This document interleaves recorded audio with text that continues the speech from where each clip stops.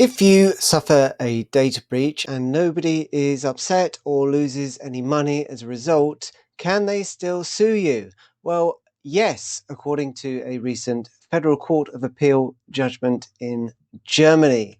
In this edition of the Privacy Corner, I'll be looking at why that case could have a big impact on data breach litigation, and also Meta's latest attempt at satisfying European regulators with its consent or pay policy, and a new EU law entered into the official journal today that could have implications for thousands of software and hardware developers.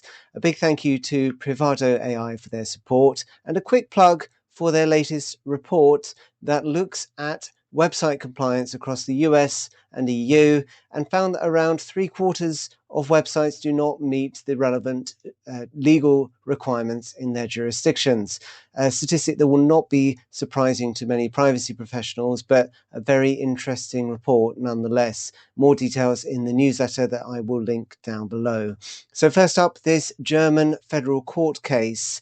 This is about non-material damages and whether you can claim them for mere loss of control of personal data. So it goes back to 2021 with a data scraping incident that affected Facebook. They've already been penalised for this by the Irish DPC, but this is a court claim by a German individual. And basically, it made it possible to link Facebook profiles with phone numbers, so ostensibly private phone numbers, and that of course reveals people's user ID, first and last name, place of work, and gender. So the person bringing this case initially brought it because of the irritation he felt after experiencing or being caught up in this data breach. But the court, well, he had mixed success at the first and second instance. The federal court went quite far in approving one important part of this person's claim. So the question is, do you have to have suffered distress or monetary loss or some other form of damage in order to bring a claim under Article 82 of the GDPR? And the court said no. Mere loss of control of your personal data is enough to establish non-material damage under the GDPR and bring a private claim against a controller or processor in court. Now, this is a little bit of a contentious point. The fact that you've experienced a data breach or fallen victim to a breach can, of course, and often will, lead to distress. But for some people, like myself, to be honest, they might not experience distress at the mere incident of a data breach such as the one in question.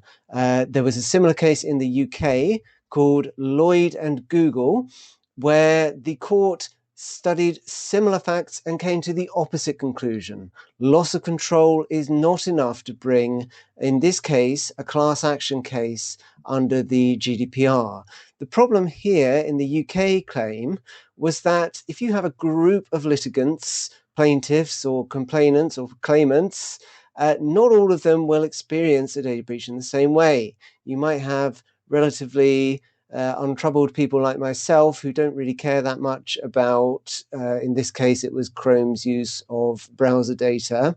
And you might have people who are very upset by it and do experience distress. You can't say the same type of damage applies across the entire class. So this case in the UK ruled out the kind of opt-out mass claim that we see in jurisdictions like the US, where you are opted into a class action by default. Now, this German case suggests that businesses could be liable for large mass claims under the GDPR, even if there's been no subsequent misuse of data that has been breached, and even if no one says they were distressed by it or lost money or any other sort of damage. So, very important case, not completely wrapped up yet in Germany, but definitely one to watch.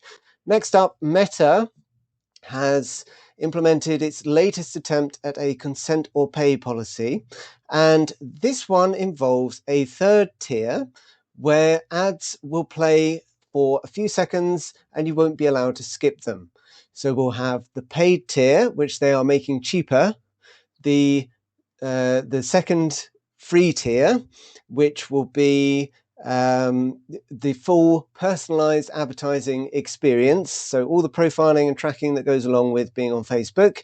And this third tier, which will involve unskippable ads based on less personal data. So I think it's basic profile information, age, name, gender, that kind of stuff.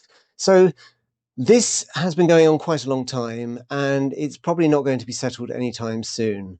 This new attempt at consent or pay appears to be a response to the EDPB's opinion on consent or pay among large online platforms, a group of companies that they kind of invented to implicitly get at Facebook.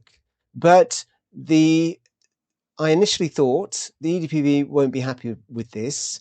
It seems like Facebook's kind of trying to annoy people into consenting, and that was very much the take of Noib and the Max Schrems campaign group, who are leading the charge against this consent or pay stuff in Meta at least, who said that they are trying to annoy people into consenting, and they want their ads to be less illegal but much more annoying. But the EDPB came out on LinkedIn with a statement from Anna Talus, the chair, that was actually quite warm in response to this new idea.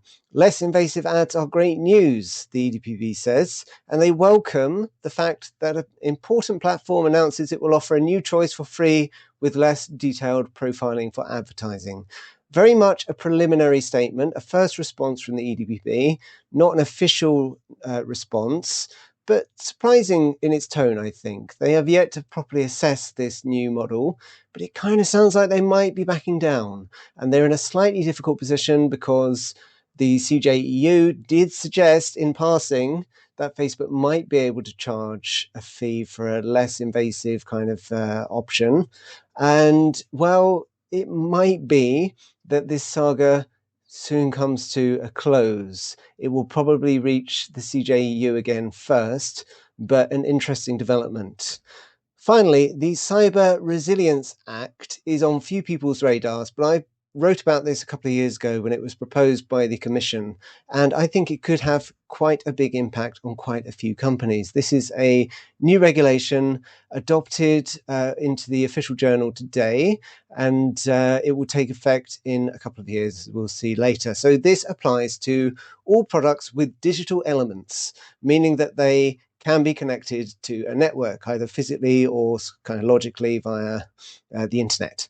And they're remote data processing solutions. So the design and development by the manufacturer, there are implications for distributors and importers, a bit like the AI Act. It also distinguishes certain important products with digital elements. So that's ID management systems, browsers, password managers, VPNs, antivirus software, and hypervisors and virtual OSs, microprocessors and microcontrollers, and also critical products with digital elements. So these are smart meters and certain security components. So these are the kind of specialist classes of product, but it applies very broadly, as noticed. Any product with digital elements basically will be covered by this regulation, and it imposes essentially a data security and protection by design requirement across the board. So you must develop your products with an appropriate level of cybersecurity in mind. So it's a bit like an Article 25 GDPR type thing, but for cybersecurity. And you mustn't release it with exploitable vulnerabilities. And there are also reporting obligations both to users and to the authorities. So it will start kicking in from September 26, but most obligations from December 2027. And there are some pretty big fines attached, up to 15 million euros or 2.5% of worldwide annual turnover. So a very significant regulation that has gone under the radar a bit, but is now official. So if you are covered, then do make sure you read up on it. Thank you so much for your time. That's it from me this week. Thank you as always to Privado AI. Do check out their latest report, and I'll see you next time.